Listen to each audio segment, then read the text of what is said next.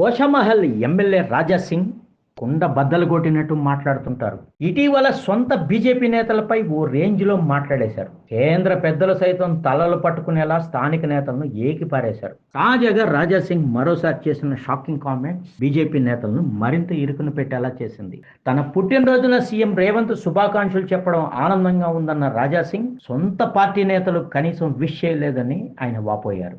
రాష్ట్ర బీజేపీ అధ్యక్షుడు, కేంద్ర మంత్రులు, ఎంపీలు, ఎమ్మెల్యేలకు బర్త్డే విషెస్ చెప్పే సమయం లేదా అని సొంత నేతలను మరోసారి నిలదీశారు. ఇక తనను గుర్తుపెట్టుకొని బర్త్డే విషెస్ చెప్పిన ముఖ్యమంత్రి రేవంత్కు ధన్యవాదాలని రాజా సింగ్ తెలిపారు. 2028 తెలంగాణ అసెంబ్లీ ఎన్నికల్లో కమలం జెండా ఎగరవేయాలన్నది బీజేపీ ప్లాన్. అయితే కీలక నేతల్ని కట్టడి చేయలేకపోవడంతో నేతలు గ్రూప్ రాజకీయాలు స్టార్ట్ చేశారు.